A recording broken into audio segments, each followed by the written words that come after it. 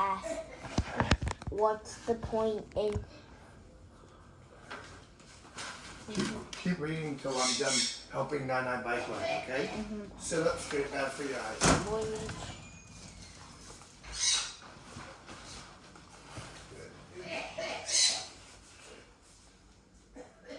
Why do you ask, what's the thing when you can't possibly know what's this point in talking when your words can't express your feelings? She came in a little nearer and stopped. He took her hand and kissed it. Do you love me? Yes, yes, said Natasha with something near to it.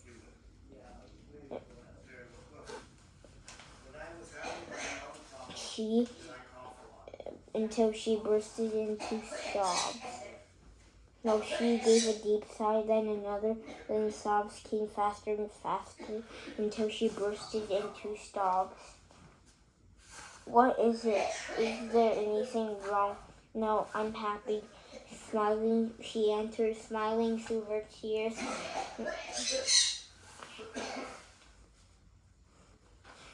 She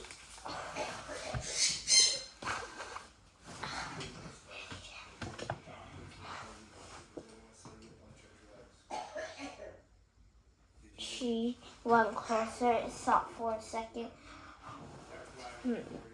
as though wondering whether all was this really happening, and then kissed him. Prince Andre held her hand and gazed into her eyes. In his heart, he felt no trace of his former love for her. A change had come over his inner being. Gone was the former desire with all its poetry and mysterious charm. Now all he felt was pity for them and childish dismay at her devotion and willingness to trust and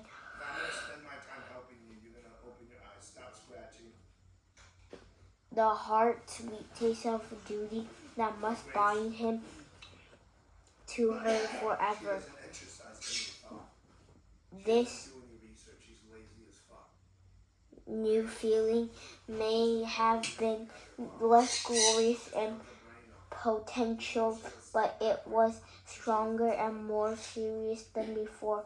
Did your mama tell you it can't happen for a year? Said Prince Andre, still gazing into her eyes. Is this really me, a slip of a girl everyone used to call me? Natasha was thinking, am I really a wife from now on, the equal of this nice, clever man that hardly knows?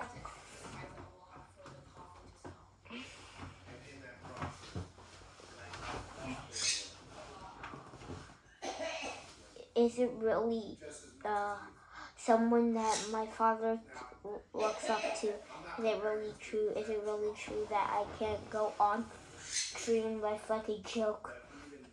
That now I'm a grown-up woman. Now I'm fully responsible for every word and every action. What did he ask me? No, she answered, having understood his question. Please forgive me, said Prince Andre, but you're so young, and I've had much experience. I'm afraid of you. You don't know yourself yet. Natasha concentrating hard on what he was saying, but she couldn't get the meaning of his words. Hard as that year will be for me, delaying my happiness. Continue, Prince Andre, and you will use that time to make sure you know your own mind. I am asking you to make me happy in a year's time. When to find you out you don't really love me, or if you fell in love with me, said Prince Andrei's forced smile. Why are you saying all this? Natasha interrupted. You know, I've loved you since the day you first came to Ortradno, said Sir, and she was telling the truth. In a year you will learn all about yourself.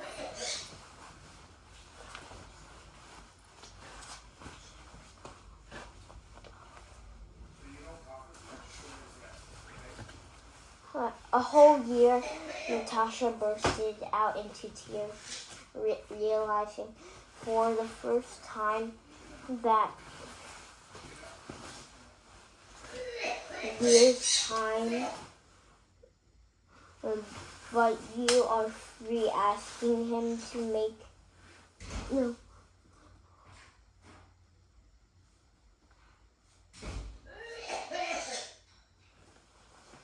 a whole year. Natasha bursted out into it, realizing the first time that the wedding was to be delayed for a year. But why a year? Prince Andrei began to explain the reasons for the delay. Natasha wasn't listening. Is there no other way? She asked. Prince Andrei said nothing. Replied, but the impossibility of changing this decision was written on his face. Oh, that's awful. It's absolutely awful, Natasha cried, suddenly breaking into sobs again. I'll die if I had to wait a year. It's impossible. It's awful. She glanced at the face of her husband-to-be and saw his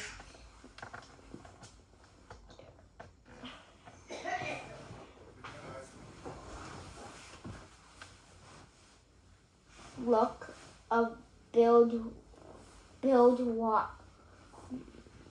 bewilderment and deep sympathy. No, it's all right. I'll do anything, she said, suddenly in control of her father and mother.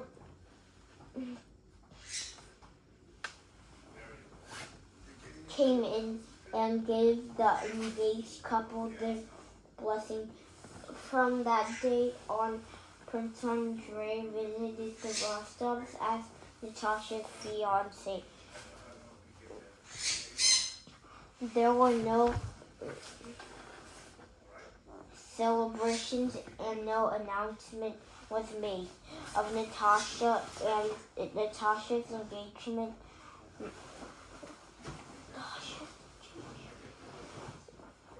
To Bolkonsky. Prince Andrei was insisted on that. He said that since he was responsible for postponing the wedding, he ought to bear the whole burden of it. He said that although he was bound forever by his word, he did not want to bind Natasha, and he wanted her to feel completely free.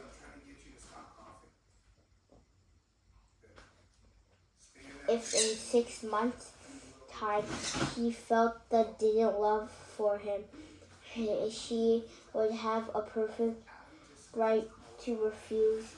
Naturally enough, neither Natasha nor her parents that hear a word of this, but Prince Andres was adamant. He came to her house every day, but he didn't behave like a fiancé.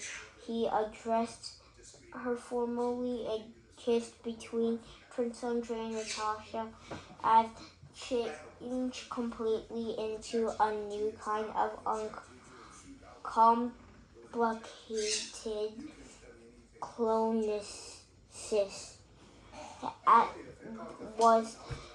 It was as if they had not known each other before.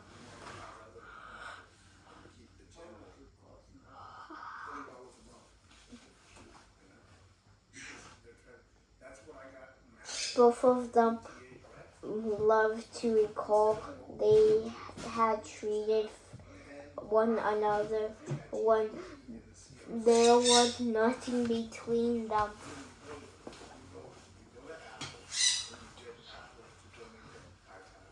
Now they both felt like utterly different creatures, no longer awkward and infected. Some embracement within the family. He had seemed like a man from another world, and Natasha worked hard at bringing them all round to him, declaring that with no little pride that his unusual manner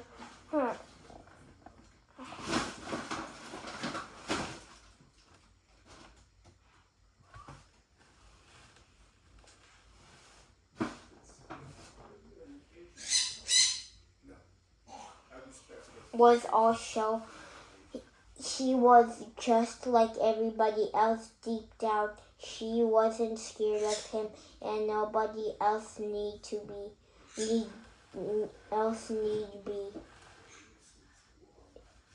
And nobody else need be. Need to be. Need be. Wait. Need to be. Scared of him, nobody else need be.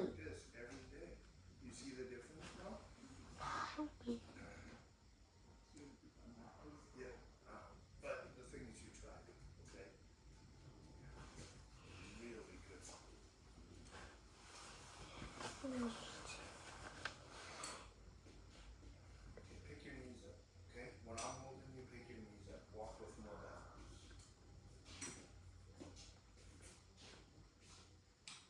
I want things done the right way, okay? Not the way everyone else does them, but the right way. All right, Mom? Was also he was just like everybody else deep down. He wasn't scared of him, and nobody else need be. I don't smell it, but okay. I'll cut it down, okay? They forgot to put a 2 here.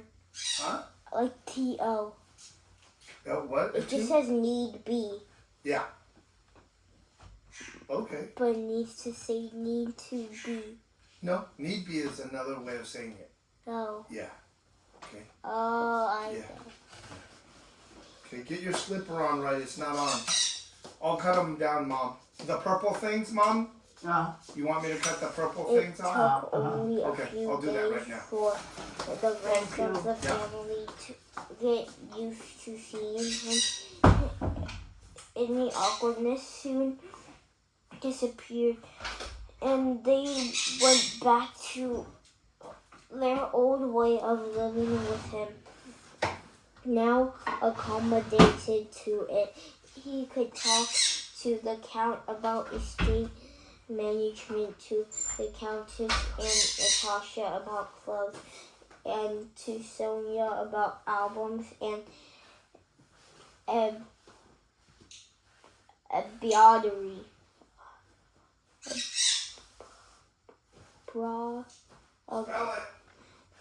EMBROIDERY.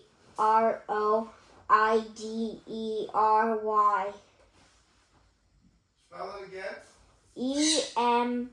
EMBROIDERY. Broidery. Okay, I don't know. I'll let you know later, okay? Okay. Sorry. Embroidery. I think it's embroidery. Oh, embroidery. Embroidery. Sorry, I know that word. Yeah, embroidery. Yeah, embroidery. Yeah, good. Embroidery. There were times when the Rostovs, both privately and in front of Prince Andrei, expressed amusement at the way things had turned out and how clear the Amen had all been. Prince Andrei's coming to Otradno and Prince Andrei coming to Petersburg. The resemblance between Natasha and Prince Andrei that the old nurse had spotted during his first visit. The encounter between Andrei and Nikolai in 1805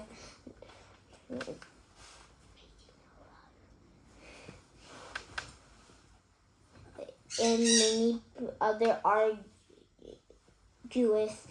noticed by various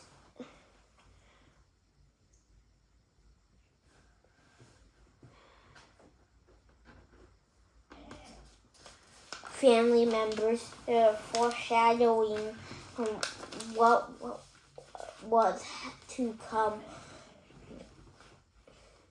The house now had a special poetic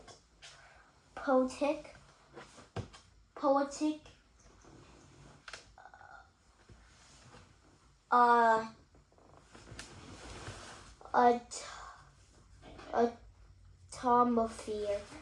The unchanging stillness that always goes with the presence of an engaged couple. They often sat together in a group without anyone talking. If some of them got up and walked away, leaving them alone together. Sometimes the engaged couple was sat there in silence. It wasn't often that they spoke of their future life together. Natasha's Prince Andrei was too scared, and Natasha began asking questions about his son. Prince Andrei colored up, as he often did at that time, which greatly endeared him to Natasha, and said that his son wasn't going to live with him. Why not send Natasha take him back? Aback.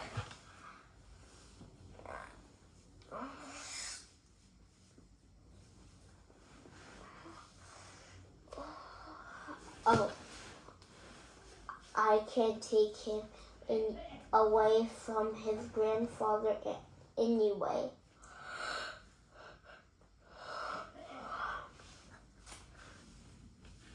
Oh, I would have loved him so much, but Natasha quickly catching on to his line of thought.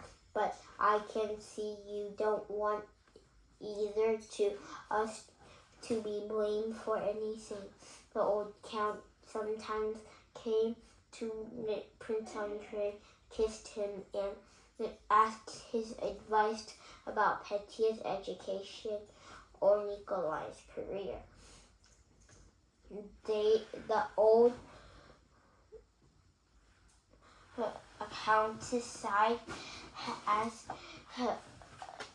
though she watched him Sonia was afraid at every end and turn of being the day drop.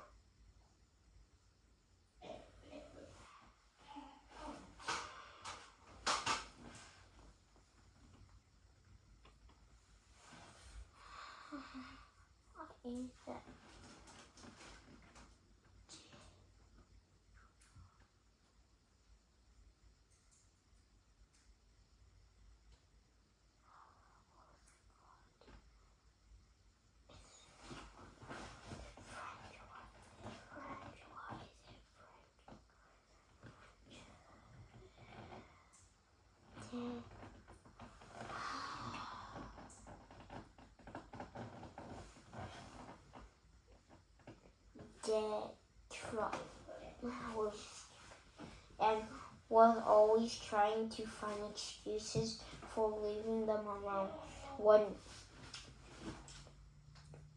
even when it wasn't necessary. When Prince Andre got going on a story, he was a splitted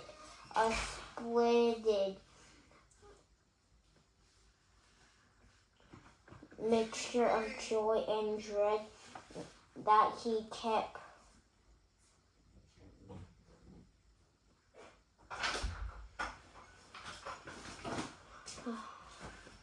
Good. Okay. Put that away and get your math out, okay? The algebra. Yeah. Great job.